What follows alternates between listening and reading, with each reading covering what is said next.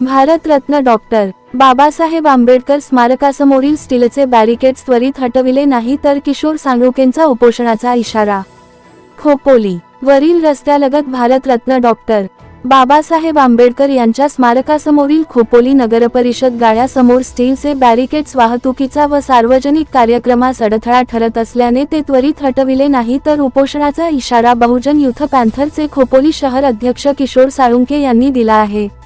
खोपोली नगर परिषद समाज मंदिर रोड खोपोली नगर परिषदचे समाज मंदिर रोडवरील डॉक्टर बाबासाहेब आंबेडकर स्मारकासमोर गाळे आहेत तेथून भर रस्त्यामध्ये स्टीलचे बॅरिकेड्स लावण्यात आले आहेत.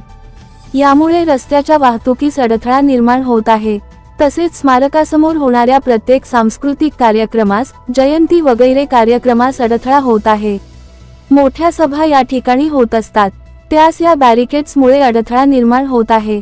तेव्हा छत्रपती शिवाजी महाराज जयंती अगोदर या ठिकाणचे हे स्टीलचे बॅरिकेड्स हटविले नाही तर खोपोली नगरपरिषद समोर उपोषण करण्याचे पत्र खोपोली नगरपरिषद कार्यालयात दिले असून खोपोली नगरपरिषद काय कारवाई करते याकडे सर्व खोपोलीकरांचे लक्ष लागले आहे.